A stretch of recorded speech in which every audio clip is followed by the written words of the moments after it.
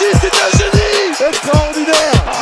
Les yeux dans les yeux, le défi terrible entre Néo-Zélandais et Français sur ce haka. Oh le frisson Thierry. C'est bon, oh, c'est bon Thierry. C'est très bon ça.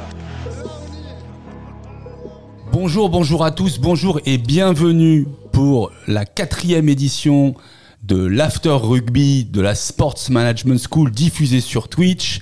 Je m'appelle Mickaël Tapiro, je suis le fondateur de l'école et j'ai le plaisir d'animer une nouvelle fois un débat sur la Coupe du Monde de rugby, un débat en amorce du week-end des quarts de finale avec un plateau qui, j'en suis convaincu, va non seulement vous donner envie de regarder ces matchs, mais surtout va vous donner des éléments de mesure, des éléments d'information qui vont vous faire intéresser à ces 4 matchs. À ma gauche, je vous présente Caroline Bocquet. Caroline, bonjour, comment vas-tu ? Bonjour Mika. Vrai plaisir de te recevoir. Merci. Caroline est la présidente de l'agence de communication Comme un poisson dans l'eau production. Que fait Comme un poisson dans l'eau ? Elle essaie de mettre en lumière, on va dire, des activations, des événements. On fait à la fois de la production du visuel, du digital et de l'événementiel. Bravo. À côté de Caroline, Jean-Claude Vidal, une vieille connaissance. Jean-Claude est le fondateur d'Arène Événements. Il a été pendant de nombreuses années un compagnon de route à la Sports Management School en étant le directeur académique de l'école. Et aujourd'hui, sans être directeur académique, il continue toujours à enseigner, n'est-ce pas Jean-Claude ? Oui, je continue à intervenir chez SMS. C'est mon activité principale et donc de diriger Arène Événements que j'ai créé en 1998 et qui s'occupe et qui propose de mettre en rapport des entreprises avec l'univers du sport, première catégorie d'activité, et la deuxième qui est devenue la principale, devenir un animateur et un prestataire de services pour des sites sportifs. Et depuis maintenant 12 ans, nous développons notre activité sur les hippodromes, les champs de course qui ont des problématiques comparables à des stades, à des salles de sport ou à des salles, c'est-à-dire faire venir du public et le fidéliser. Très bien. Alors, malheureusement, on est en pleine Coupe du Monde. Si un jour, il y a un biathlon, sport hippique et rugby, on pourra parler de ta deuxième activité. Mais en tout cas, aujourd'hui, pour le rugby, ton expertise nous sera essentielle. Clément Daguin. Bonjour Clément. Bonjour le Mike. Comment vas-tu ? Et surtout, bienvenue de retour à l'école. Je précise une seule chose, c'est que Clément, outre le fait d'avoir été un professionnel de rugby, et notamment avec une carrière au Stade Français, est un ancien diplômé de la Sports Management School. On en est très fiers. Je te remercie.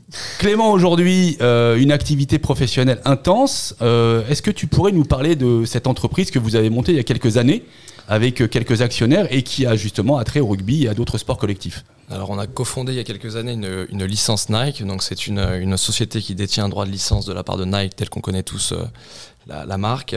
On a un droit de design, de développement, de fabrication et de commercialisation sur les sports collectifs. C'est-à-dire qu'on est capable aujourd'hui de faire tous les sujets que Nike ne veut pas traiter en interne sur le secteur des sports collectifs. Donc on est revenu notamment sur le rugby, mais pas que, pour récupérer les marchés qui restaient à prendre, pour fournir les équipes donc au niveau pro sur des fédés ou sur des clubs, mais aussi pour traiter le merchandising de ces mêmes atouts, et aussi envahir le marché de l'amateur sur les clubs où tous les amateurs se régalent dans le monde de l'Ovalie. D'accord. Et aujourd'hui, sur la Coupe du Monde, combien d'équipes sont équipées par Nike ? Alors, 3 fédérations. L'Argentine, les Fidji, qui nous ont pas mal régalé sur la phase de poule, et nos chers amis sud-africains que l'on va rencontrer dimanche. Donc 3 équipes sur combien ? Sur 4 ? En quart de finale. 3 équipes sur 4 en quart de finale. C'est ça, hein, c'est pas mal. Bien vu, Nike. Ok. Ce sera le troisième sujet. Sur 8, pardon. ce sera le troisième sujet. Le premier, évidemment, nous sommes dans la semaine préparatoire au quart de finale. On a des affiches absolument formidables, Caroline. Ouais, on va se régaler. Moi, j'ai eu la chance d'en vivre quelques-unes par rapport à ma précédente carrière, parce que j'ai évolué à la Ligue nationale de rugby pendant 17 ans. Donc, j'ai eu la chance de vivre 2007, 2011, 2015 et 2019. Cette année, c'est absolument incroyable et les quarts de finale vont nous régaler, sincèrement. Moi, je suis très enthousiaste de par ce qui se passe dans tous les stades. L'ambiance, notamment. L'ambiance, les supporters. Enfin, je suis toujours ébahie de voir tous les gens qui viennent visiter notre pays pour ce moment-là. Et c'est vrai qu'il y a un partage, il n'y a pas un incident. Je pense que c'est surtout sur ça qu'il faut qu'on se réjouisse, parce que France 2023 est déjà, pour moi, un succès populaire et une vraie réussite. Et les oppositions, on va saliver, quoi. Enfin, en tout cas, moi, je suis même stressée, pour vous dire. Stressée. Ouais, je suis stressée parce que j'ai envie qu'on la gagne.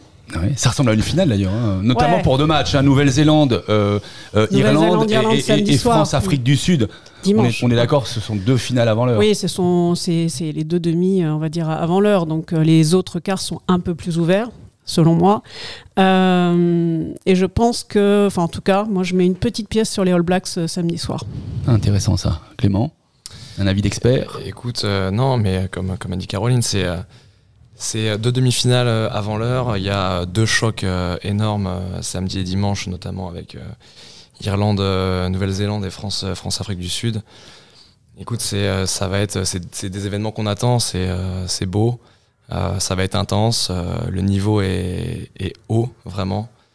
C'est chouette et je veux dire, c'est quelque chose que le monde attend, si tu veux. Donc bien sûr qu'il y a de l'excitation sur ces deux joutes, et on verra ce qui va se passer. Justement, tu disais que le niveau était haut, et là je pose une question collégiale. C'est clair que cette Coupe du Monde va se faire remarquer par le niveau incroyable des meilleures équipes. On arrive à un rugby d'une perfection absolue. Quand on regarde l'Irlande, on a vraiment l'impression que c'est un jeu comme s'il était écrit sur une partition de musique. D'accord ? Je dirais même que dans des phases défensives, on arrive aussi à avoir des équipes qui répètent leur partition. On voit bien que pour la plupart, elles ont travaillé pendant 4 mois.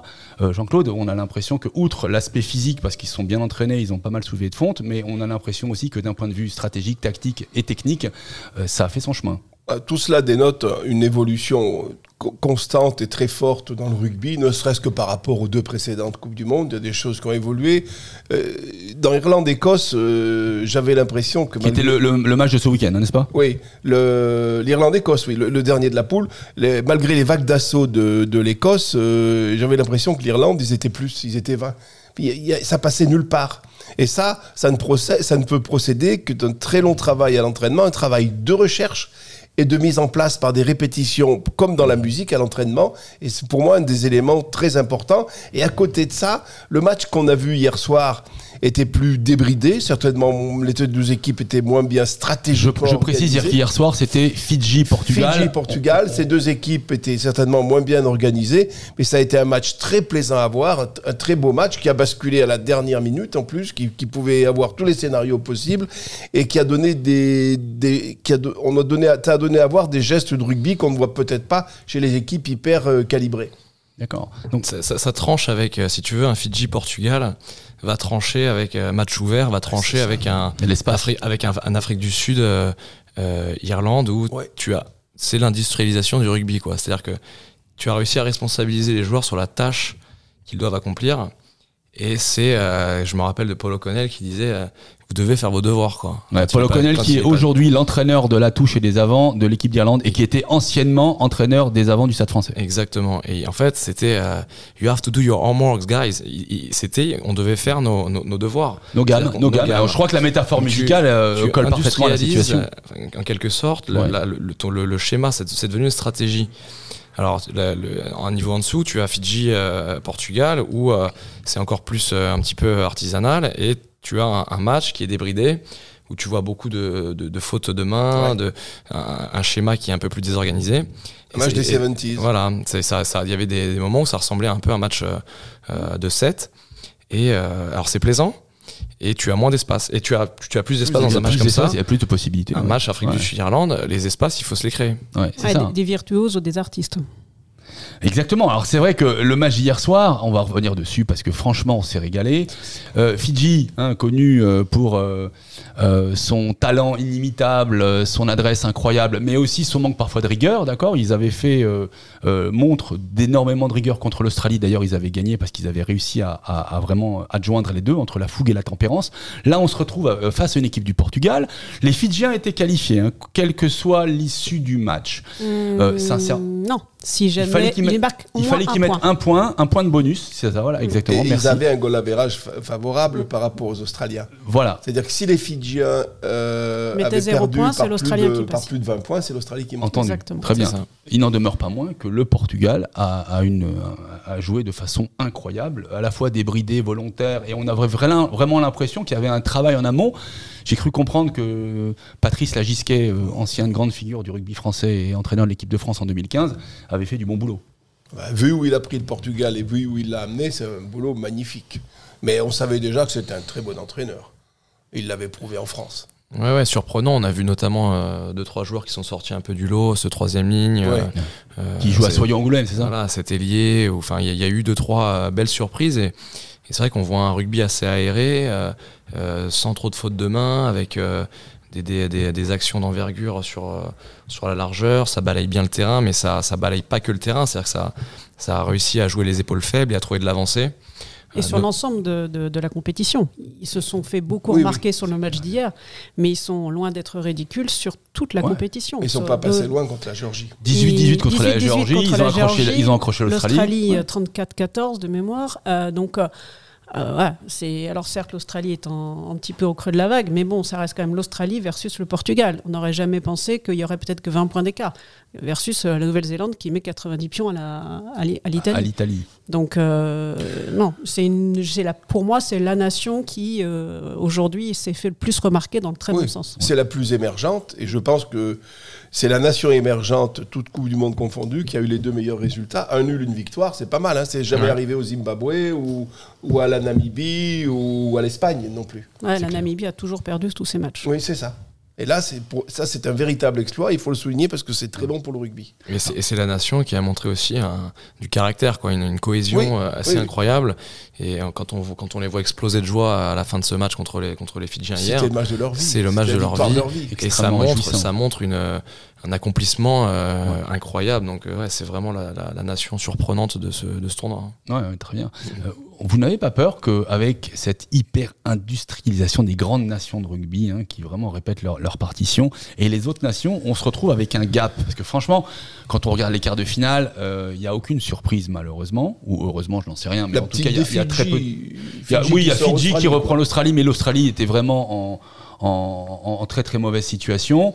Une bonne surprise de l'Angleterre et au classement IRB ils étaient déjà derrière les Fidjiens, l'Australie. Donc c'est une surprise factuelle du tournoi, mais finalement si on prend le classement IRB, c'est finalement pas hyper étonnant. Non, mais je te rejoins, on n'a pas d'énormes surprises comme on peut en avoir plus dans le football. C'est vrai que les grandes nations sont là et les quarts de finale sont résultantes. La deuxième vraie Coupe du Monde, ou la Coupe du Monde, pourrait dire pour les puristes, commence samedi, quoi. D'accord. Donc, on a parlé de France contre l'Afrique du Sud. On pourrait éventuellement parler de l'Irlande contre la Nouvelle-Zélande rapidement, sans avoir de pronostic, parce que c'est pas forcément le truc le plus excitant. Mais ça risque d'être un match extraordinaire. Ce sera forcément un grand match. Les Irlandais, que ce soit le public ou l'ensemble de la team et des joueurs, je pense qu'ils se voient très beaux, qu'ils souffrent d'une certaine confiance en eux, peut-être exacerbée. Voire même d'arrogance, c'est ça. 50 000 personnes dans les tribunes et une équipe qui... Ça veut dire qu'il y a tout un peuple derrière eux qui pense que c'est sûr et que ça va le faire. D'accord. Et le match n'est pas joué. Je pense qu'au-delà de la qualité technique des deux équipes, ça va être un match âpre et violent dans l'intensité des collisions et des contacts et même de l'aspect psychique de la rencontre. C'est-à-dire que il va y avoir tellement de tension autour de ce match-là. On sait que les Irlandais ont gagné récemment à plusieurs reprises contre les Blacks. Ils ont cet ascendant psychologique là-dessus. Et ça va créer... Les All Blacks ont tellement d'ego, tellement de caractère que ça va les transcender. Et donc je pense que ça va créer un match qui va être d'une intensité rare. Vraiment Probablement. Et sur c'est une vrai compétition qu'au-delà comme de ça. l'ego pour les Néo-Zélandais, il y a aussi l'héritage de 120 ans, d'une équipe qui gagne, qui triomphe, qui a le Ouais, plus puis il y a grand 3 taux de titres, hein. réussite. 3 titres. Il y a hein. 3 titres. Ils ratent rarement deux Coupes du Monde de suite. Ils ont récupéré leurs blessés. Peut-être une légère faiblesse au niveau de la première ligne. Hein. Je crois qu'ils ont une défaillance en pilier droit, qui est un poste fondamental pour ceux qui connaissent bien le rugby. Néanmoins, le reste de l'équipe est... Ils retrouvent Jordi Barrett, ils retrouvent Retallick, Sam Cane qui n'avait pas été là qui est le capitaine. au début, qui est le capitaine. Ils ont retrouvé leurs éléments forts, ce régulateur qui est Jordi Barrett derrière, pour contrer quand même cette ligne de 3/4 irlandaise qui est vraiment bien huilée. Derrière, le jeu irlandais, c'est la sophistication à l'état pur. Oui. Et on voit des mouvements qui sont répétés. Au millimètre. Au millimètre. Sophistication est encore plus juste qu'industrialisation. Ouais. C'est plus ça. Hein. C'est plus ça, ouais. C'est du cousu humain, c'est-à-dire qu'il n'y a pas de place pour l'erreur. Ça a été répété, on sent que ce qu'on appelle les patterns, c'est-à-dire que tout est vu et revu. On va taper le milieu de terrain pour ensuite faire un retour ou pour taper un box kick pour aller chercher une phase de jeu sous pression. Il y a vraiment tout qui est anticipé, tout qui est calculé. Il y a des portes de sortie sur toutes les combinaisons, tous ces patterns. Ce qui fait qu'en fait, c'est indétectable. Quand on voit ces lancements de jeu en première main, on voit des types arriver de tous les côtés et tout le monde peut être servi. Tout le monde peut être servi. Donc c'est très très dur à lire en défense et c'est ce qui crée ce côté indétectable. Et peut-être qu'effectivement, le côté All Blacks un peu plus fou, un peu plus, on va dire, jovial. Et comme ils ne sont pas favoris, clairement, ils auront en tout cas le déficit du public parce qu'il y a une marée verte à Paris en ce moment. Pour être au Stade de France samedi dernier, on se demandait si on n'était pas à Dublin. Il y a une ambiance extraordinaire grâce au public irlandais. Ça, pour le coup, ça met des frissons à absolument tout le monde. Ça chante du début à la fin. Ça chante du début à la fin. Les chants irlandais à la fin de samedi soir, c'était incroyable. Je pense qu'il y aura peut-être moins de supporters Néo-Z samedi soir. C'est certain. Bon, pas de pronostic, mais quand même, on peut s'avancer. Est-ce qu'on imagine l'Irlande numéro 1 mondial passer ce tour ? Moi, je l'ai dit, je suis cohérente par rapport au début de ce que je disais tout à l'heure. Je mets une pièce sur les Blacks. Une blague. Pour l'une équipe comme pour l'autre, perdre ce match, ce sera une catastrophe nationale. Ce sera ressenti comme un très gros échec. Moi, j'ai le sentiment que les Blacks vont le faire. Clément ? Moi, je mets une pièce sur les Blacks aussi parce que les Blacks, tu les renverses pas 3 fois, quoi. Tu peux les renverser 1 fois, 2 fois, mais tu les renverses pas 3 fois. Ça reste les All Blacks, ça reste une nation. C'est le mythe, quoi. C'est la Nouvelle-Zélande, comme tu dis, Jean-Claude. C'est une catastrophe nationale si les Blacks, encore plus que les Irlandais, je pense, perdent en quart de finale. C'est comme s'ils se qualifiaient pas. Je vois les Blacks aussi. Ouais, c'est clair. Voilà, donc on va Très pas bien. être... Donc samedi, si on est au stade, on s'habille pas en vert, hein, parce qu'on va jamais on va jamais le droit de rentrer dans le stade. En tout cas, on sera pas targué sur Twitch avec la Sports Management School d'être pro néo-zélandais. Hein. Je crois que le plateau est néo-zélandais. Moi, je mettrai une petite pièce pour l'Irlande. Voilà, je les ai trouvés formidables. Je pense que si on n'arrive pas à déréguler cette équipe, elle déroule et c'est un rouleau compresseur. Rapidement, parlons peut-être des autres quarts de finale. Nous avons Fidji-Angleterre, c'est ça, hein, dont le vainqueur pourrait éventuellement jouer l'équipe de France si on gagne contre l'Afrique du Sud. Voilà, l'Angleterre qui revient de nulle part, les Fidji qui sont entre la fougue et la tempérance. Clément, toi qui les connais bien et qui les habilles, est-ce que, bon, bien sûr, ce serait intéressant qu'ils passent en demi pour le chiffre d'affaires, mais pas seulement. Non, oui, les Fidji, impressionnants, surprenants, des profils, voilà, on les connaît, ils ont monté des dunes aux Fidji pendant la pré-saison, ils sont costauds, ça joue après contact, ça fait du offload. C'est complet. C'est renforcé. Ouais. Ça s'est renforcé devant. Ils ont quelques beaux profils, notamment je pense à Luke Tadji, ce pilier droit qui est incroyable, qui est véloce, qui sait faire des passes vrillées, qui sait faire des offloads. Après voilà. On voit leurs limites aussi contre le Portugal. On sent qu'ils sont un plafond de verre sur la gestion et sur la capacité à gérer les matchs de bout en bout. Donc, écoute, c'est quand même les Anglais en face. C'est des dépositaires du jeu. C'est eux qui ont inventé le rugby. Ouais. Ils sont toujours là, même quand on les attend pas. Et personne n'en parle. Et personne n'en parle. Écoute, j'aimerais vraiment fortement que les Fidji nous fassent la surprise. Malgré tout, on va mettre une petite pièce sur les Anglais. Par contre, s'il y a un France-Angleterre en demi-finale... Ah ouais, ça... Tu peux le dire dans le micro. ça risque d'être formidable. Ça peut être... Moi, je pense que le facteur X là-dedans, sur ce match, c'est probablement l'entraîneur fidjien. En général, on a beau avoir un entraîneur pour les Fidji, sur le terrain, ils font ce qu'ils veulent, et à un moment donné, le naturel revient au galop. C'est très très beau à voir, mais souvent, ça score pas forcément, en tout cas pour une Coupe du Monde. Tu le connais, je crois, hein, c'est Ravaloui, Simon Ravaloui, Simon qui a entraîné le Stade Français qui est passé, à l'époque. Qui a joué longtemps au Saracens, qui est arrivé au Racing... et ensuite qui m'a entraîné avec Gonzalo Quesada, quelqu'un de rigoureux, quelqu'un une très belle personne, quelqu'un de formidable et qui est revenu entraîner et manager cette sélection fidjienne.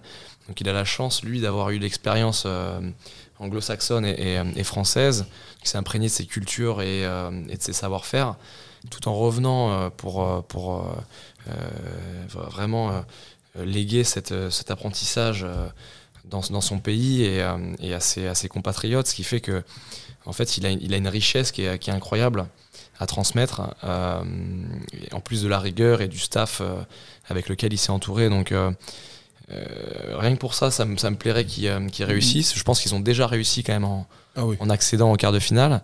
Ouais. Mais vraiment, je pense qu'avec beaucoup de rigueur et en prenant le match par le bon bout, ils peuvent créer la surprise. Donc c'est vraiment c'est le vrai match d'outsider. Ouais. Ils ont le destin entre leurs mains. Ouais, Jean-Claude.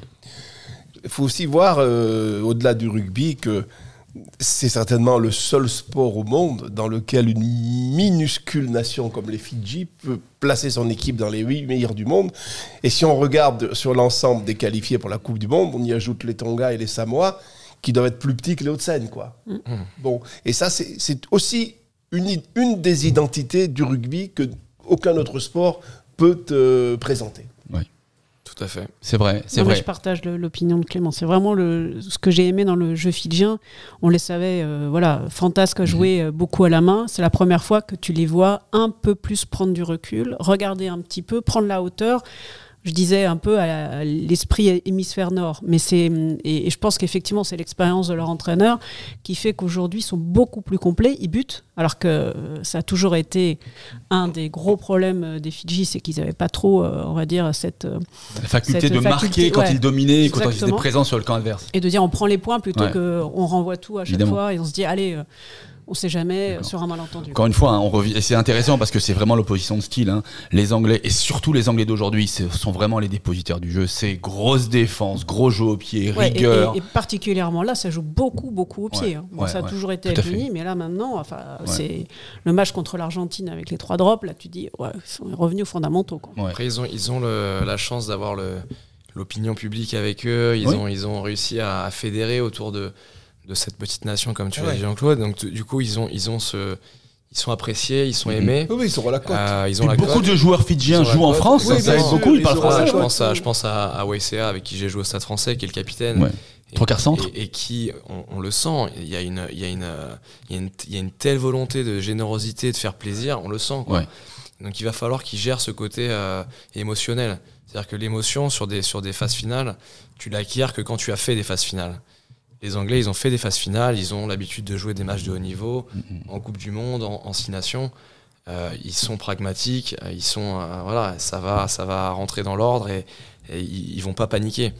Les Fidjiens, qu'ils prennent le score ou qu'ils le prennent pas, il va y avoir une jauge émotionnelle qu'il va falloir gérer.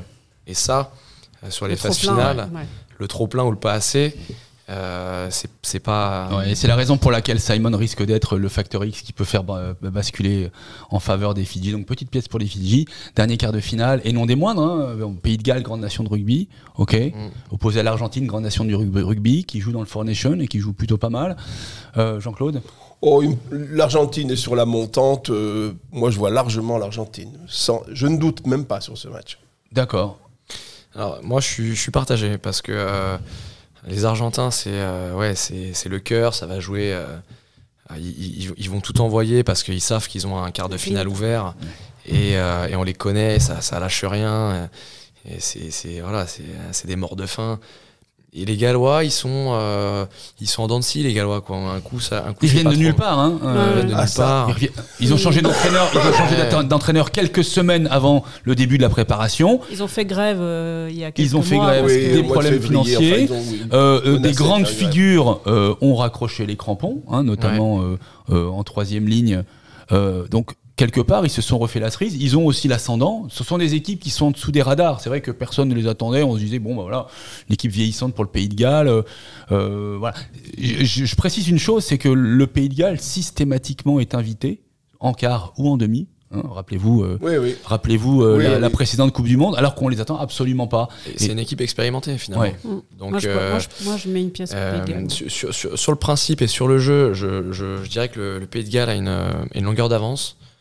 Malgré tout, sur un quart de finale, notamment en France, avec aussi beaucoup de joueurs argentins qui ont évolué en France, je me dis qu'il y a quand même le côté latin qui peut se réveiller et qui peut faire mal. Ouais. En tout cas, beau match à suivre, Jean-Claude. L'Argentine, et je pense sur le contre-choc de sa défaite du premier match contre les Anglais, et ça leur donne, je pense, ça décuple leur énergie. Ils fonctionnent comme ça. Ouais. Ok, donc 50-50 pour Argentine, Pays de Galles. Voilà, on a terminé la page sur les quarts de finale. Et pour aborder un sujet et non des moindres, alors c'est vrai que depuis quelques semaines, nous sommes rythmés. Alors moi, je suis d'une génération de boomers où il y avait des bandes dessinées. Et il y avait Martine à la plage, Martine en vacances, Martine à l'école. Là aujourd'hui, on a remplacé ça par Toto Dupont. C'est vrai que la plupart des supporters sont devenus chirurgiens maxillofacial. Tout le monde a son avis là-dessus. Et c'est vrai que depuis que le capitaine de l'équipe de France, Antoine Dupont, a été opéré de plaques en titane avec un chirurgien maxillofacial qui s'appelle Fred Lauers, tout le monde était à l'écoute de ce que ce chirurgien allait dire aujourd'hui. Nous avons eu l'information. Antoine Dupont est autorisé à s'entraîner. Alors Clément, dans le langage, c'est pas un langage diplomatique, c'est un langage plutôt sportif. Ça veut dire quoi? Ça veut dire qu'il est capable de faire un entraînement avec opposition et donc il serait qualifiable pour le match de dimanche soir? Moi, je pense que c'est ce que ça veut dire. Il est qualifiable pour le match de dimanche soir. Ensuite, autorisé à s'entraîner, c'est-à-dire qu'il a eu un feu vert médical sur le fait de potentiellement prendre un coup ou anticiper l'éventualité d'un choc.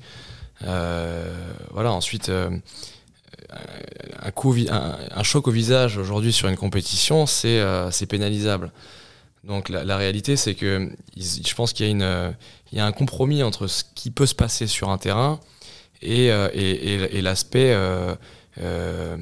clinique de ce qu'il peut ressentir. J'entends par là, il a quand même une double fracture maxillofaciale, ce qui fait qu'il a dû manger Actimel pendant quelques jours.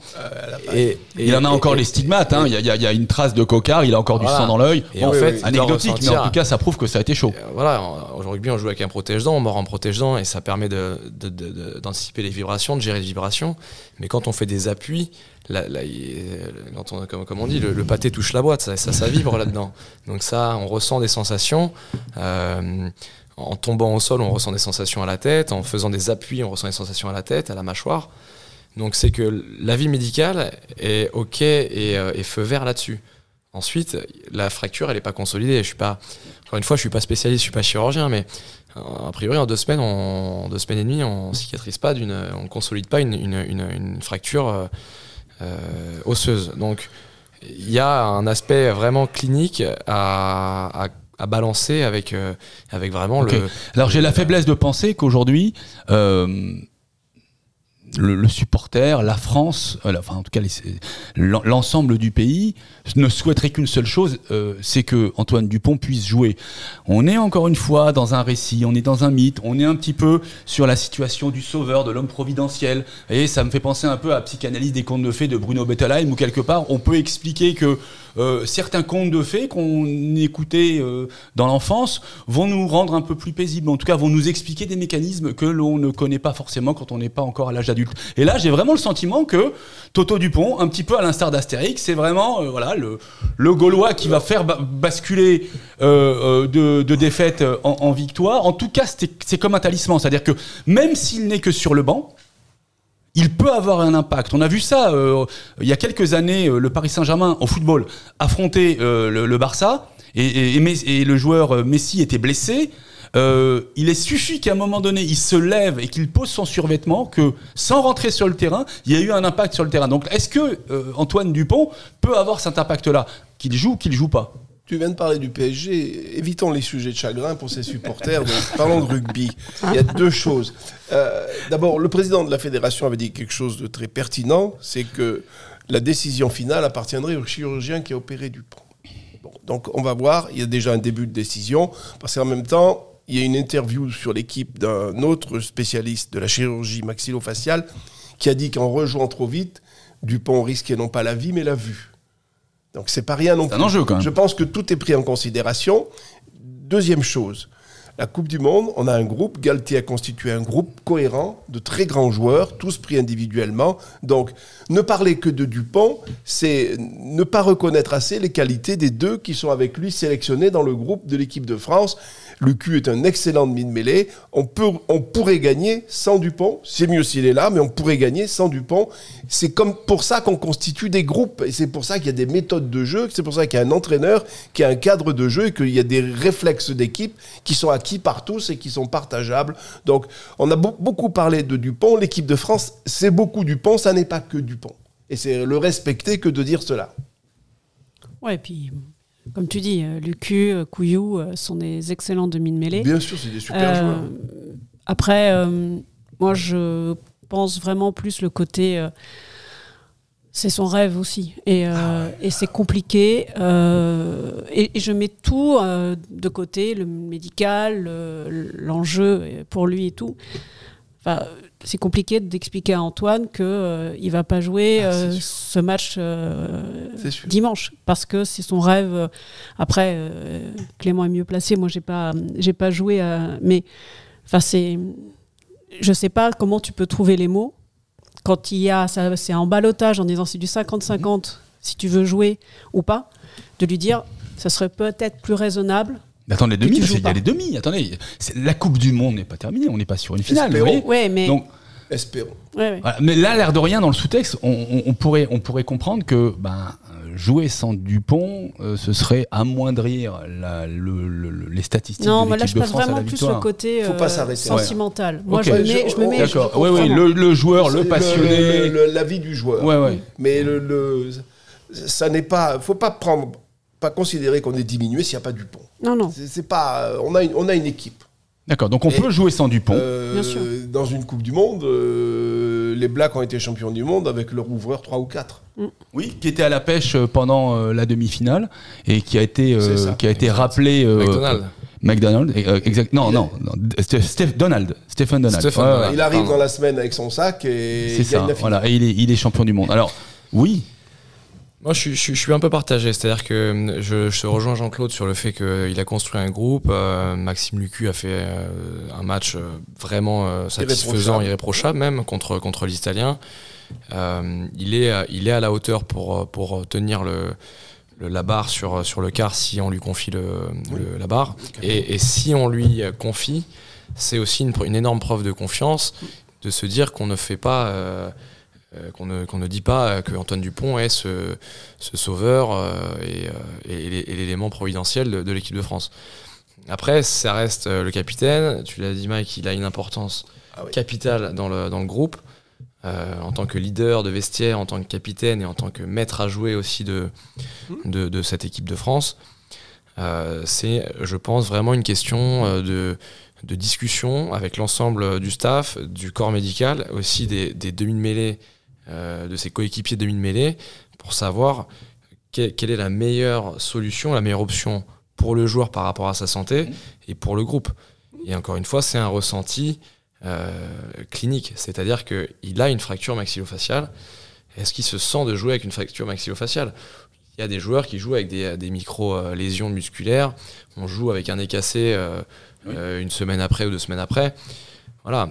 Après, encore une fois, je suis pas spécialiste. Et effectivement, s'il reprend un choc, de toute façon, sur un choc de cette intensité ou même d'une intensité moindre sur la fracture, ça peut être saison terminée. Ça peut faire jongler. Mais de toute façon. Trop répéter qu'on est diminué sans Dupont, c'est ne pas prendre en considération la compétence de Galtier. Galtier le sait, ça. Galtier, Mais Galtier, il a fait tous les scénarios possibles, évidemment. Il sort les 9 et sans les 10. Il ne s'est pas exprimé, il n'a pas fait de supputation, il n'a pas fait de pronostic. Galtier, il ne s'est pas exprimé, il attend de voir. Et il sait qu'il a dans sa team des gens capables de prendre la main. Et il a un demi d'ouverture qui a un côté aussi un peu plus foufou que pourrait être Romain Ntamack, qui malheureusement n'est pas là.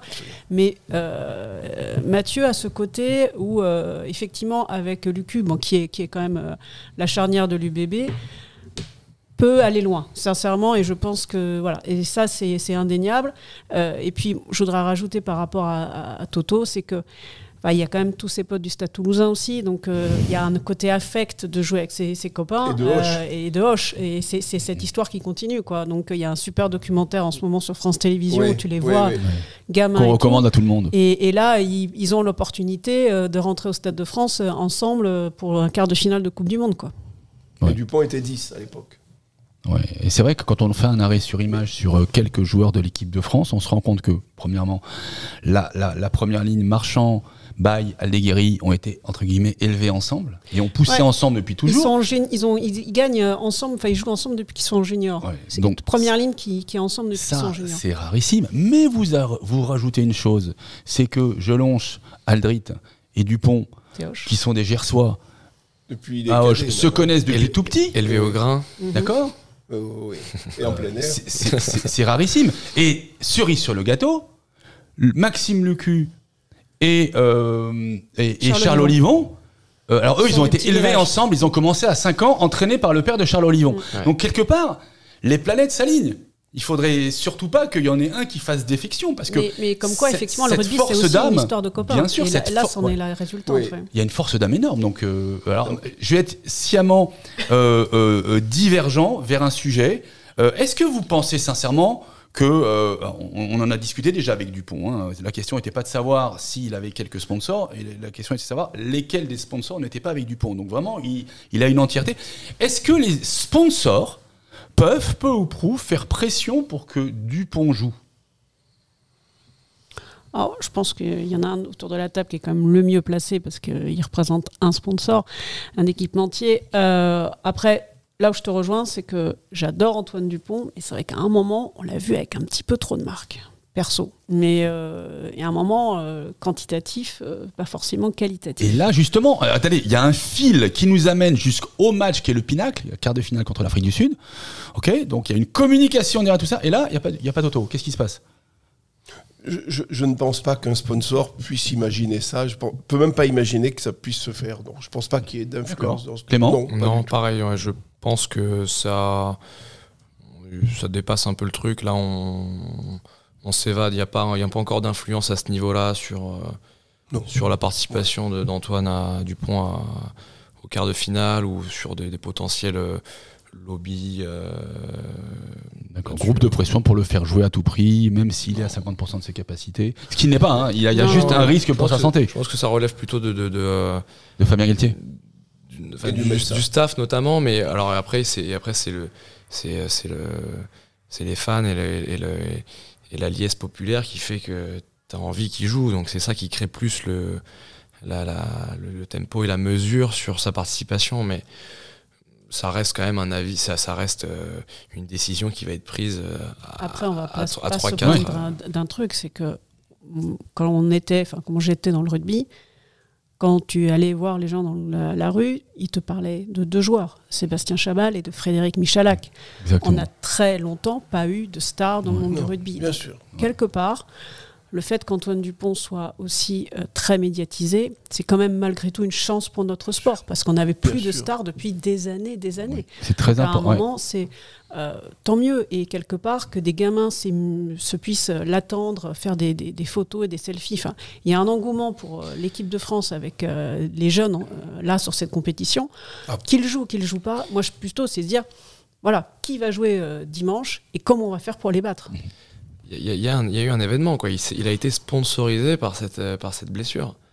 Il a été sponsorisé par cette blessure. Il a pris 250 000 abonnés sur les réseaux. Accélérateur depuis qu'il a de eu notoriété. ça a été un marketing autour de ça, parce que il y a eu ce courage de sortir déjà avec un courage absolu, quoi. Il est sorti digne, debout, commotionné mais debout. quand tous les footballeurs seraient sortis comme des moustiques écrasés, élitroyés du terrain. Enfin, je veux dire, et derrière, il y a eu un respect de la situation, de la vie médicale.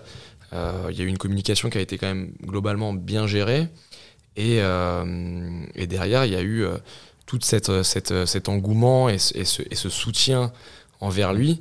On avait l'impression qu'Emmanuel Macron avait pris une balle dans l'épaule. C'est un peu ça. Vous vous rendez compte que depuis sa blessure, on ne l'a pas entendu. Non.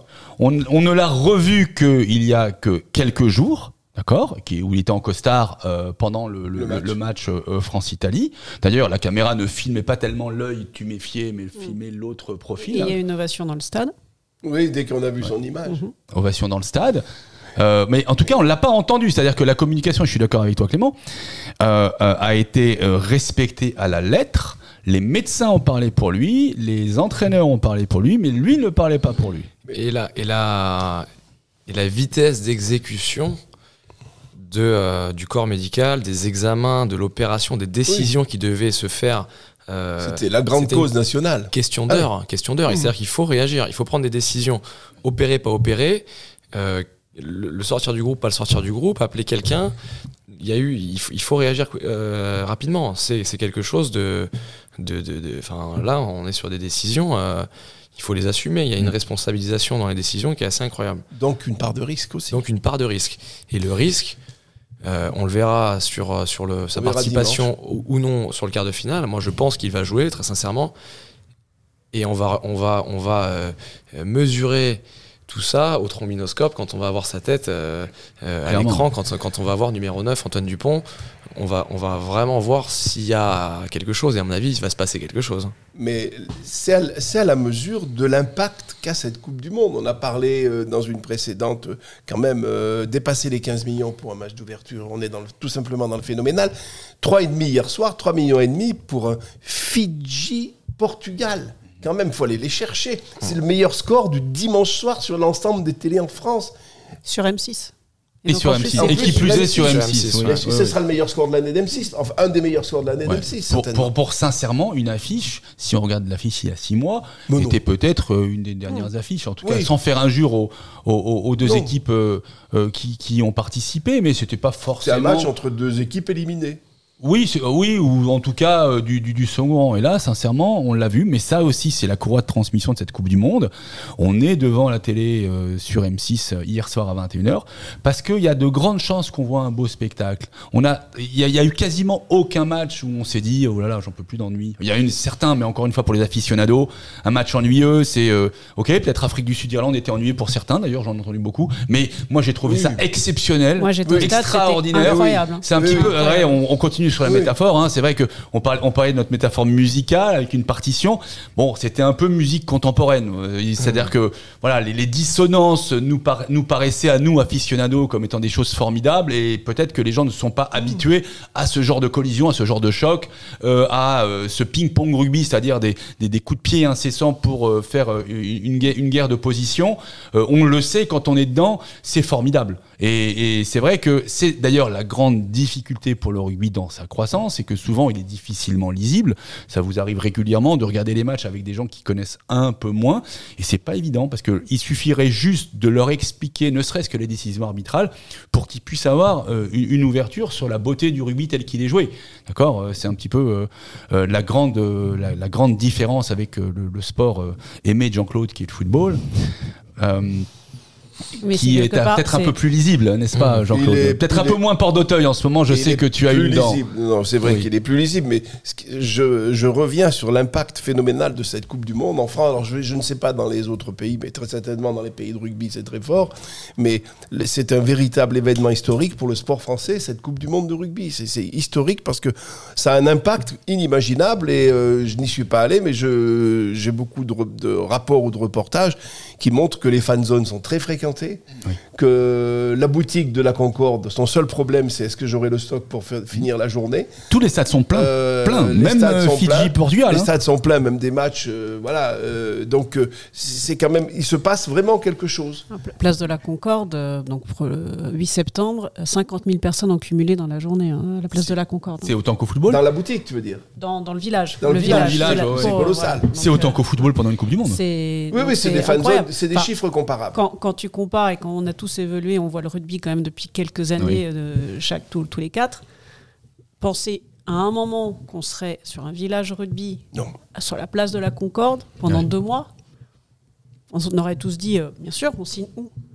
Jamais de la vie. Claire. Donc c'est juste incroyable. Et le site est absolument incroyable. Et tout le monde se mélange, tous les supporters se mélangent. Et c'est, voilà, et tu regardes, tu as les écrans, tu as l'obélisque, C'est tu as la formidable. tour Ouais, Eiffel et tout. Là, tu dis, ok, c'est un village rugby, tout va bien, c'est normal. C'est incroyable. Ouais, on a ce côté partage aussi qui est vraiment à l'honneur, ce côté familial, le rugby avec ses valeurs que des gens découvrent Les supporters font à la fête Paris ensemble. et en Ouais, France. ouais. Et voilà, il y a vraiment la fête, ce collectif, tout le monde se sent vraiment bien dans cet univers-là. En plus de ça, on a la chance d'avoir un Une temps météo, qui est une bien météo sûr. qui Ah est ouais, qui est ça, c'est agréable. fort, ouais. Il y a tous Une les éléments météo qui sont qui est réunis pour super faire beau dehors. et pour créer cette atmosphère un peu. Et sur les terrains, il n'y sympa. a eu aucun incident susceptible de d'écorner l'image. Il n'y a Non. pas eu d'échange de marmites Il y a confraternelles. eu des sous-bagarres générales, Ouais, salade de phalange. des choses qui ne sont pas comptabilisées. Il y a eu Non, mais le Fre- une maîtrise. Je quand même pense énorme. que Maîtrise. Ouais, une Maîtrise. on le dit tout souvent, mais le French Flair, comme on dit, ben là, voilà, le French Flair se partage là, pendant cette Coupe du Monde. Vraiment. C'est vrai que l'ambiance dans les stades, c'est pas vraiment dans une ambiance à l'anglo-saxonne. On adore en fait avoir des stades latins comme en France avec des ambiances anglo-saxonnes. Ça va très bien ensemble. Pourquoi? Parce que, eh oui, désolé de le dire, mais les anglo-saxons chantent beaucoup mieux que nous, chantent avec un répertoire formidable. On en avait parlé la fois dernière. Je regrette que la seule fois où les Français chantent, c'est en répétant ad libidum la Marseillaise. Hein. Moi, je trouve que c'est un hymne, ça se Oui, galvaude pas. Non, mais on n'a pas de chant. répertoire. Tout le monde a- Si, alors dernièrement, Jodassin est revenu à la Ouais, mode. les yeux d'Émilie. Oui. Sur les Ah, yeux on est- d'Émilie. On est pas mal là. D'accord. Et il y a la Peña c'est- Bayona qui est chantée un peu. Et la Peña Ouais. Bayona, qui est un Oui, la des Peña Bayona fondamentaux qui a envoyé des fêtes de Baby. Bayonne. Tout le monde n'a pas Flowers of Scotland à se mettre sous la langue. Hein. Voilà, C'est le phénoménal. répertoire gallois est exceptionnel, Oui, le répertoire oui. irlandais, j'en parle même pas. Bah, Et en le plus, Swing il Low, sort- Sweet Chariot, t'as beau Sweet le Low. critiquer, Et le mais Swing Low, oui, Sweet oui. Chariot Voilà. des Anglais est Ouais, formidable. quand Je il rappelle, retentit, hein, c'est que c'est pas bon en général. hein. Ouais, c'est un gospel, hein, le Swing Low, Sweet Chariot. hein. Non, mais C'est- les chants irlandais samedi à l'issue du match, c'était à te mettre vraiment les larmes et des frissons. Ah ouais. Donc, oui, ben voilà, bon, on va quand même essayer d'être champion du monde. Hein, malgré Ouais, tout. même Et, en chantant mal. Mais c'est pas grave. Mais, on trouvera autre chose. effectivement, Oui, oui, Ouais, d'accord. on va Donc, répéter. voilà, une dernière question, et encore une fois, toujours dans cet esprit un peu retors. Si on fait rentrer Dupont qui est capitaine, sachant qu'il aurait inconsciemment une sorte de seuil de fragilité, est-ce qu'il ne serait pas utile de l'avoir parce que quelque part les arbitres auraient un œil plutôt romantique à son égard et surveilleraient les plaquages hauts? Est-ce que c'est pas un atout vis-à-vis de l'arbitrage? On l'a dit, hein, en général il y a toujours un arbitrage maison. Là on est à la maison, il n'y a pas d'arbitrage maison. Est-ce que ça peut ne pas commencer au travers d'Antoine Dupont sur le terrain en quart de finale là?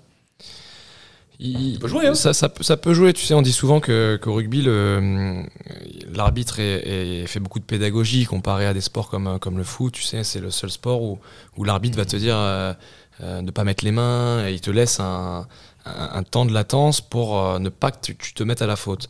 Donc l'arbitre, on dit souvent que c'est un peu le scénariste du match. On C'est-à-dire l'entend d'ailleurs. il va gérer le match comme une jauge et il y a parfois un peu de compensation si il pense avoir trop donné, pas assez donné, etc. Donc effectivement, et c'est des éléments que tu prends en compte, et notamment les staffs aujourd'hui sur des matchs de championnat ou internationaux, ils communiquent avec les arbitres. C'est-à-dire qu'ils ont une fenêtre où ils sont capables d'envoyer des vidéos aux arbitres pour leur dire voilà, nous on a repéré ça chez l'adversaire, on aimerait que vous ayez un œil sur le pilier droit, sur la mêlée, etc. On sait qu'il y a des communications comme ça avec le corps arbitral. Ce qui fait que, effectivement, Antoine Dupont diminué et ayant pris ce coup à la tête, connaissant la violence et l'intensité du jeu sud-africain, ça peut être quelque chose qui peut, alors pas être déterminant, mais au moins pris en compte. Ok, ça fait partie de l'intox. D'accord. Sachant qu'encore une fois, hein, on l'a vu pour France-Nouvelle-Zélande, l'œil normal, ou en tout cas l'œil de supporter dira que Dupont a joué correctement, hein. De mémoire il a eu 6 dans l'équipe, ce qui est une note pas mal mais moyenne. Les aficionados vous diront non, Dupont dans son jeu il a pu fixer pas mal de défenseurs néo-zélandais de manière à libérer les espaces pour les autres, et là c'est le cas. En tout cas si jamais Dupont est là, nul doute que la défense sera resserrée autour de lui et que ça risque de libérer des espaces. Donc quelque part il n'y a pas simplement Dupont en tant que joueur, en tant qu'acteur, pied droit, pied gauche, sortie de camp, défense, attaque, le flancher, etc. C'est aussi ce que lui fait et que personne d'autre ne sait faire, notamment sur ces phases, on l'appelle le ministre de l'Intérieur, hein, si c'est la bonne expression, parce qu'il est systématiquement à l'intérieur des joueurs qui vont déborder, parce que l'instinct, parce que l'intuition, parce que sa façon de jouer. Donc quelque part... Il devance même, c'est-à-dire qu'il passe au-delà de la ligne pour être premier soutien intérieur. C'est pour ça qu'on l'appelle le ministre de l'Intérieur, c'est qu'il est... Le fait d'anticiper, de dépasser la ligne de défense adverse, même quand la balle est encore derrière lui, ça lui permet d'arriver soit sur le ruck très rapidement, soit d'être premier soutien intérieur. Et c'est ce qui fait qu'il est souvent en train de concrétiser des actions ou des essais même, parce qu'il anticipe en fait. Et ça donne au porteur de balle une forme de tranquillité en se disant de toute façon il va être là. Exactement. Maintenant... Mais c'est pas le seul à le faire. On l'appelle le ministre de l'Intérieur parce qu'il a cette capacité à accélérer franchement, mais Aaron Smith est toujours à l'intérieur aussi chez les Blacks. Le demi-mêlée irlandais aussi, Gibson Park, est toujours à l'intérieur. C'est quelque chose qui est dans la palette du demi-mêlée moderne aujourd'hui. C'est devenu dans la grammaire du demi-mêlée. C'est la grammaire du demi-mêlée, c'est d'être premier soutien intérieur pour anticiper vraiment cette continuité du jeu sur les rucks ou cette continuité du jeu quand il y a eu une fracture et une brèche dans la défense. Ouais.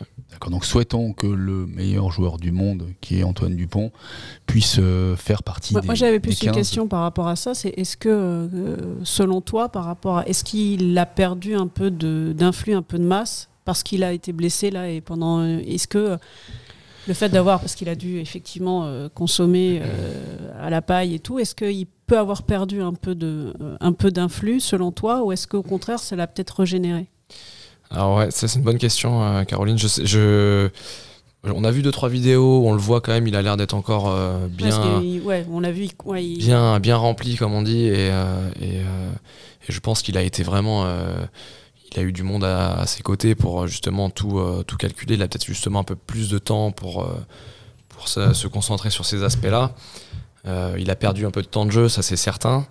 Ça peut jouer, ça peut compter. Est-ce que le fait qu'il se soit régénéré va faire qu'il va être justement plus en forme? Ça c'est assez compliqué de le prévoir, hein.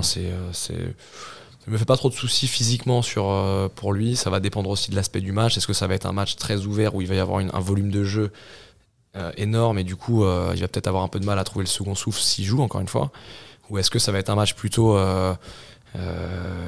rude, âpre, où il va y avoir beaucoup de coups de pied dans la boîte, de box kick comme le savent le faire les Sud-Africains, et du coup il va y avoir peut-être un peu moins de volume, ce qui fait que s'il joue il va pouvoir se régénérer au fil du match et peut-être chercher le second souffle un peu plus tard pour nous faire peut-être un des exploits dont il a la recette. Il y a aussi peut-être un risque de le voir avoir une blessure musculaire sur une accélération alors qu'il n'a pas été confronté à des situations de match.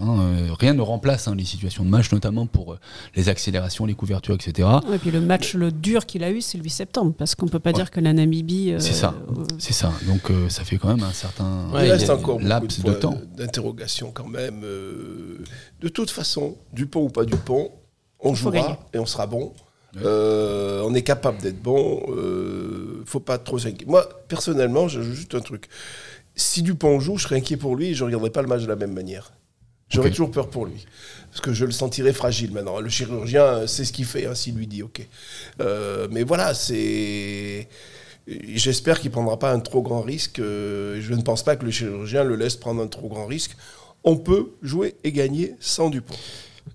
Et je te rejoins un peu là-dessus, Jean-Claude. Je pense qu'il faut quand même aussi qu'il y ait une communication, pas seulement vis-à-vis de la compétition et d'Antoine Dupont. Je pense que plus généralement et plus intelligemment, il faut qu'il y ait une communication autour de la blessure, de ce qu'il a réellement, de faire comprendre aussi aux gens que si on lui laisse l'autorisation de jouer, c'est que ça a été mesuré, que ça a été, qu'il y a eu un accord entre lui, le corps médical, etc. Parce que on donne quand même une image de quelque chose qui est important. On parle de la santé, de l'intégrité physique d'un joueur qui va se remettre sur un match qui est pas rien. On parle d'un quart de finale contre les Sud-Africains.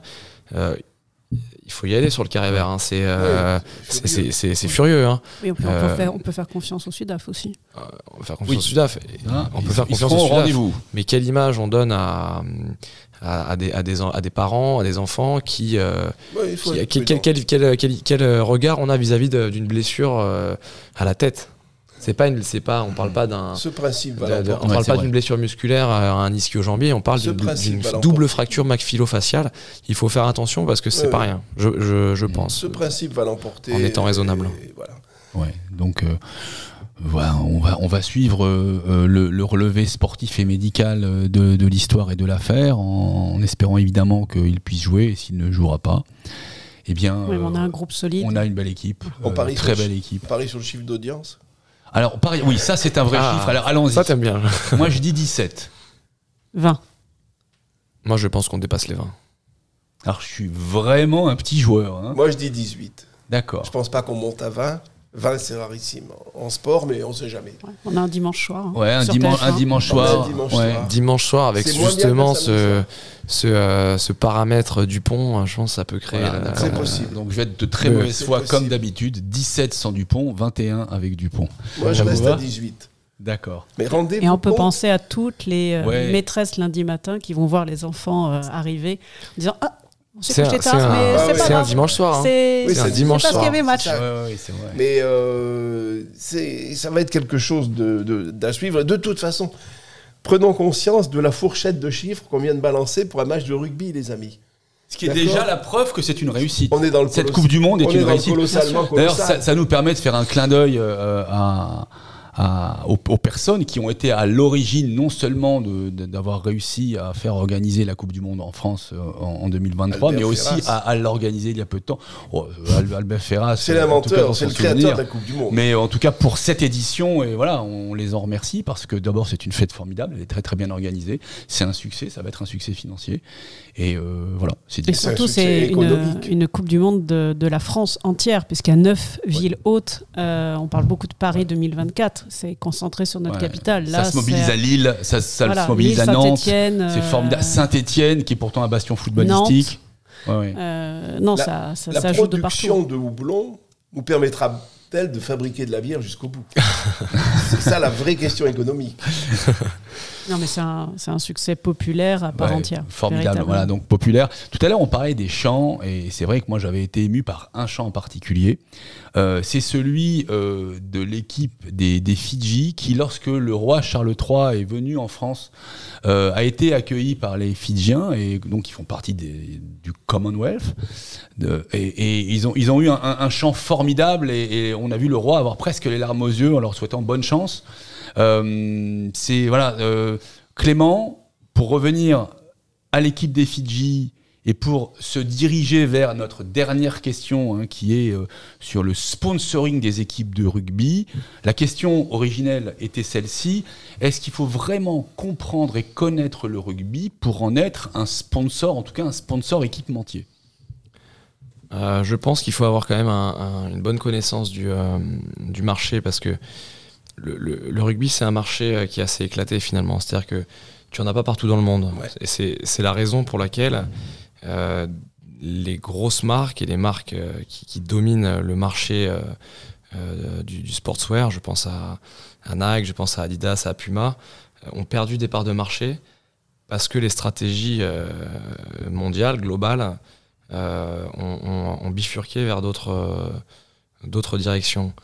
Le rugby, tu en as pas dans des ou peu ou pas dans des gros territoires. Tu en as pas ou peu en Amérique du Nord, tu en as peu en Amérique latine, tu en as pas dans un gros territoire qui est par exemple la Russie. Pas en Afrique, peu ou pas en Afrique. En Inde. Ça reste un sport international, mais ce sera jamais un sport mondial comme le football. Voilà, c'est un sport qui est très éclaté. Même en Europe, tu n'en as pas partout. Et en fait, il faut s'adapter. Et donc, tu as des marques qu'on peut appeler émergentes, donc qui sont là depuis quelques années maintenant, qui ont eu une approche différente. Je pense à Macron, la marque italienne, qui est très présente sur cette Coupe du Monde et qui a, je pense, notamment l'équipe d'Écosse, bien un tiers des équipes des fédérations, qui est très présente parce qu'ils ont une stratégie de niche un peu différente, niche, avec une possibilité de réaliser et de fournir rapidement quelque chose qui marche. Adidas a beaucoup moins de présence et donc le marché est un peu plus éclaté là-dedans. Donc ça a beaucoup changé comparé au football, par exemple. 15 ans. Ouais, au football, on a les grands acteurs, on a Nike, on a Adidas, on a Puma, et le reste se partage les miettes, c'est ça. Alors qu'au rugby, c'est plus qu'éclaté. Et d'ailleurs, dans ton activité, avec la boîte que vous avez montée il y a 3 ans, il était question justement en tout cas pour le rugby, de reprendre sous licence les équipes qui étaient équipées par Nike, presque comme une excroissance de Nike, c'est ça ? C'est ça, c'est ce qu'on appelle du licensing, c'est-à-dire que tout ce que la marque ne veut plus faire en interne, malgré tout, elle veut quand même avoir... À cause de ce marché, justement, on est d'accord. À cause de ce marché. Nike étant une marque globale, c'est pour ça. C'est pas parce que c'est un marché pourri. Non, ça n'a rien à voir. C'est une complexité de produits, de territoires. C'est aussi une volonté d'externaliser des ressources sur d'autres focus, d'autres points centraux compte tenu de la direction globale de la marque. Et donc, nous, on est revenu sur ce marché-là, qui est un marché qui existe et qui est bon. La marque veut y être, simplement ne veut plus le faire en interne, ne veut plus le faire in-house, comme on dit. Donc, voilà, on a récupéré des fédérations comme la fédération sud-africaine, la fédération argentine et nos chers amis fidjiens. Qui aussi qui rayonne aussi sur le set avec les Jeux Olympiques, donc il n'est pas rien. Ils sont champions olympiques avec des maillots Nike. Il y a un rayonnement qui est incroyable, et c'est, même si ça reste une niche sur le marché mondial des sports, il y a un sujet. Simplement, il faut comprendre que ce marché-là de l'industrie du sportswear, il est beaucoup régulé par la chaussure. Quand je dis la chaussure, c'est à la fois la basket et les crampons. Nike est le leader incontesté et incontestable sur la chaussure de foot. Ils ont 80% de part de marché sur le foot, sur les chaussures, sur les crampons. Malheureusement, ils ne font plus de chaussures de rugby parce qu'ils sont sortis de cette direction du rugby. Donc c'est pour ça qu'il y a eu la place pour des marques émergentes d'arriver dans ces marchés de niche. Quand je dis niche, c'est pas vraiment le cas, mais comme on l'a dit, éclaté et avec tellement de possibilités d'entrée sur différents territoires qu'il y a eu des différents acteurs. Je pense qu'il y a eu BLK, il y a Canterbury toujours qui est présent, il y a eu Burda à un moment donné.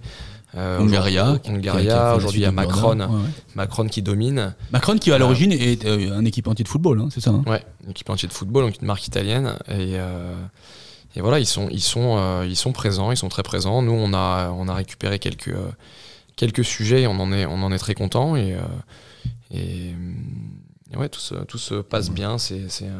Pour revenir sur on va dire ta question, moi je reste convaincu, en tout cas de mon expérience à la Ligue, les partenaires qui viennent dans le rugby sont des passionnés. Véritablement, je pense qu'il y a des gens qui y voient l'opportunité financière, mais je pense qu'à l'origine, tu as toujours un PDG qui a la fibre ovale et qui se dit « j'ai envie d'y aller » et donc on va y aller. C'est un sport qui demande, on va dire, quelques codes et donc tu n'y vas pas par hasard. D'accord. Voilà. C'est vrai. je vais aller un peu plus loin que ce que dit Caroline, ce qui est juste, mais le sponsoring doit quand même avoir pour base de réflexion du quantitatif, et le rugby peut donner aussi des marges de réflexion maintenant quantitatives, et les audiences dont on parle, c'est encore plus. Ouais. C'est encore plus, donc on peut très bien être... Mais ça reste des sponsors passionnés. Passionnés et en long cours, c'est-à-dire qu'il y a une certaine fidélité, on le voit notamment avec cette banque, la Société Générale, qui a misé sur le rugby alors que à l'époque le rugby était amateur, il est devenu professionnel et lentement, je le rappelle, en 1995, donc c'est le dernier des grands sports collectifs à être passé professionnel. Voilà, c'est une grande tradition, on le voit aussi avec la GMF, qui est le partenaire du rugby depuis tellement longtemps. Je me rappelle que mes licences assurance quand j'étais cadet étaient à l'époque des licences où l'assurance était la GMF. Ah oui. Donc oui, en 48. Ça remonte à des temps immémoriaux. 1840. Les ballons étaient de cuir et les maillots de coton. T'as amené ton ballon d'ailleurs. Sans commentaire. On ira plus loin. On pourra désormais sponsoriser le rugby pour des raisons objectives et chiffrées, pas uniquement parce qu'on a la passion. Bien sûr, bien sûr. Non, bien sûr, c'est quantifiable.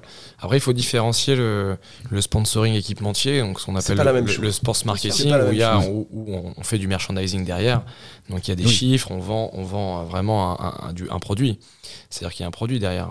Il faut le différencier du sponsoring. L'équipementier, il est sur son marché premier. Exactement, il est dans son univers d'activité. Donc c'est pas la même chose. C'est un peu différent. Oui, avec une certaine tradition dans le rugby, notamment on le voit, si on compte dans le stade 50 000 supporters irlandais, ce sont 50 000 supporters habillés en vert avec le maillot de l'équipe nationale au minimum, avec l'écharpe, le chapeau, etc. Donc ça génère énormément de merchandising, ça c'est formidable, et je dirais que c'est la culture, on a la même chose au Pays de Galles, on a la même chose en Angleterre, et j'irai même plus loin, on a la même chose dans une équipe qui est formidable et qui ne peut exister qu'au rugby. C'est l'équipe des Lions britanniques. Les Lions britanniques est la seule équipe au monde à réunir l'Angleterre, l'Écosse, le Pays de Galles et l'Irlande, dans laquelle il y a Irlande du Nord et Irlande du Sud. Et donc c'est vraiment quelque chose qui a été créé pour le rugby, et ils font une tournée tous les 4 ans dans les Dominions britanniques de l'hémisphère sud, Afrique du Sud, Nouvelle-Zélande et Australie. Et là, les Anglais, enfin en tout cas les Britanniques, économisent pendant 4 ans pour se payer cette tournée qui dure à peu près 5 à 6 semaines à l'autre bout du monde. On reste dans une tradition, mais c'est pareil, je crois que souvent les records de vente de maillots, c'est pendant les tournées des Lions britanniques. Ça fait un peu rêver, c'est vrai que lorsqu'on compare avec le sport clé, le sport phare au niveau du merchandising qui est le football, football, ça dépend aussi souvent du résultat. Moi, encore une fois, je reviens à des temps immémoriaux où on payait les maillots en francs. Pour la Coupe du Monde de football 98, lorsque la France a été championne du monde, vous savez qu'on a commencé au ras des pâquerettes, et au fur et à mesure, les Français se sont mis non seulement à supporter la France, mais à acheter des maillots. Et rares sont les maillots de l'équipe de France de 98 où il n'y a pas l'étoile. Ça veut dire qu'on a été supporter avant la victoire. Alors le mien, je l'ai mis au coffre. Je ne sais pas ce que vous avez fait du vôtre, mais ça compte énormément. Au rugby, c'est différent. Au rugby, qu'on gagne ou qu'on perde, de toutes les manières, on sera là au prochain match, on va supporter parce que c'est mon village, parce que c'est ma ville, parce que c'est mon pays, parce que c'est ma région, etc., etc. Donc ça joue beaucoup. Est-ce que dans la démarche, Clément, de ton entreprise, vous avez des plans, des business plans pour les prochaines années qui sont plutôt favorables? Est-ce que le rugby se développe aussi d'un point de vue du merchandising et d'un point de vue du licensing? Alors ça se développe, mais c'est encore, si tu veux, rester sur des mesures assez régulières et assez basses. Il n'y a pas de marge de progression incroyablement délirante. Donc il y a des fédérations ou des clubs qui dominent, qui marchent, et tu sais lesquels. Donc en fait, tu as très peu de choix. Et dans le sports marketing, tu as des opportunités en fonction des timings. C'est-à-dire qu'un contrat sports marketing, c'est entre 3 et 6 ans. Si tu rates une opportunité, tu as quelques grosses fédérations au niveau du merchandising. On va parler de la Nouvelle-Zélande, l'équipe de France, l'équipe d'Angleterre sont des gros atouts aussi, ou des clubs comme le Stade Toulousain, le Leinster ou le Munster, qui sont des grosses mannes financières de revenus sur le merchandising. Tu en as peu, et si tu les saisis pas, tu les as pas pendant un laps de temps. Donc c'est pour ça qu'on parle souvent dans ce milieu-là, dans cette industrie-là, de guerre des logos, si tu veux. Voilà, là c'était l'équipe de France, la fédération française a été avec Nike, elle a été avec Adidas, elle est maintenant chez Lecoq Sportif. Le Coq Sportif a connu des difficultés. Ils n'ont pas réussi à renouveler le partenariat avec la Fédération française qui va repasser chez Adidas après la Coupe du Monde. Donc voilà, il faut être présent. Il faut, en fonction des stratégies des marques en interne ou sous licence, être présent au bon moment et avoir la capacité d'arriver avec ce que souhaite la fédération en termes de fees, de droits d'entrée de cash, sports marketing, pour ensuite faire des calculs en fonction des stratégies. Est-ce que le deal est à perte? Est-ce qu'on veut payer très cher pour y être? Est-ce qu'on veut et ça nous ramène à un sujet évoqué tout à l'heure. Il y a moins de starification dans le rugby. C'est l'équipe qui compte, mais c'est important parce que ça veut dire que aujourd'hui le produit phare en licensing, par exemple, ce serait l'équipe des All Blacks parce que elle est dans l'imaginaire, elle a les meilleurs résultats, un petit peu comme le Brésil au football, même si aujourd'hui ils sont pas forcément sur le haut de l'affiche, mais le Brésil au football c'est quelque chose qui est du domaine du mythe. Les All Blacks c'est pareil. Je sais que en 1999, le contrat avait été signé par Adidas avec un coup de magicien de la part de Robert Louis Dreyfus, sachant très bien que Nike avait signé un pré-contrat à l'époque. Il a réussi à retourner le contrat, sachant que les All Blacks étaient plutôt enclins à travailler sur la tradition, sur l'ancrage dans le temps, etc. Et Adidas avait plutôt cet ADN. Aujourd'hui, que l'équipe de Nouvelle-Zélande a des difficultés, enfin en tout cas la fédération néo-zélandaise a des difficultés financières, nul doute que le sponsor, que l'équipementier doit aussi avoir cette manne financière suffisante pour pouvoir à la fois servir la marque New Zealand All Blacks, mais aussi de pouvoir aller dans une certaine pérennité dans le temps, les aider à construire leur projet. Est-ce que là aujourd'hui, pour les entre guillemets les prises de guerre dans le rugby international, c'est quoi? C'est la France?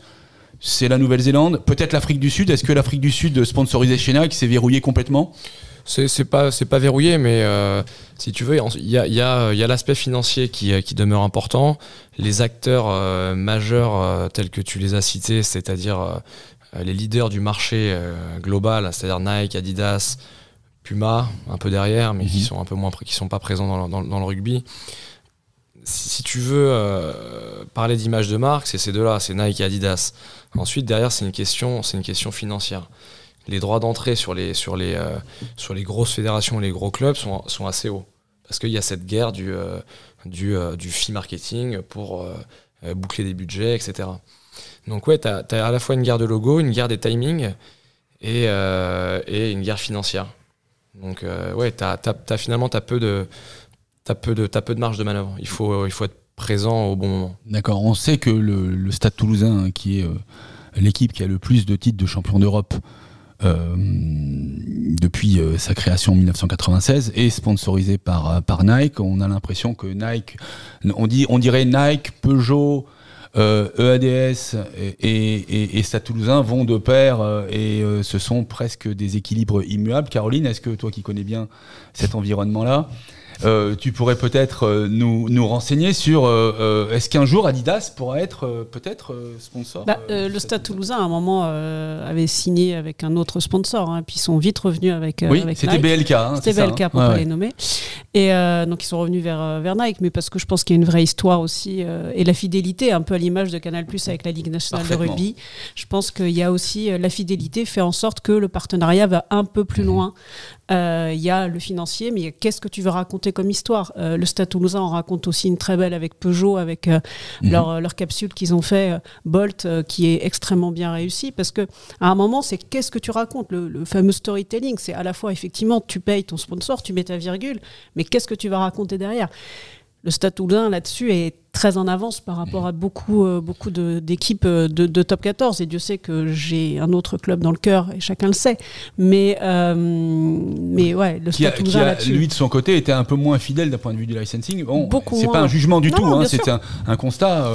Non, mais c'était l'Académie des Stars à la Star Academy, comme Oui, pour ça pas c'était citer le quelqu'un, mot mais de notre bien sûr. président de Ouais. la Ligue nationale de rugby, René Bouscatel, à une Exactement. époque immémoriale où effectivement, pour la petite histoire, le Stade français avait lancé un maillot rose et c'est vrai que ça avait légèrement heurté la ville rose qui est Toulouse et Oui, quelque qu'ils part avaient, qu'ils avaient essayé de faire Voilà. avec un rose Ouais, violette. ils avaient lancé un rose très clair et Max Guazzini, le cher président du à Stade fait. français de l'époque que j'embrasse, avait dit ouais, on a l'impression que Ils ont pris un maillot blanc avec une chaussette rouge qui a déteint. Ouais, ils ont déteint. C'était c'est ça. une provocation de trop Mais pour il se- René il se- Bouscatel qui est à l'époque à président l'époque, du stade. c'était oui. une joute entre les deux. Maintenant, Ouais. ils s'adorent. Il avait réagi. C'est le marketing dans le sports marketing, c'est réussir à, entre les hommes qui font ces partenariats, de trouver encore plus d'idées. Voilà, il faut se dire qu'une fédération ou un club, chaque saison, il faut designer 3 maillots. Ouais.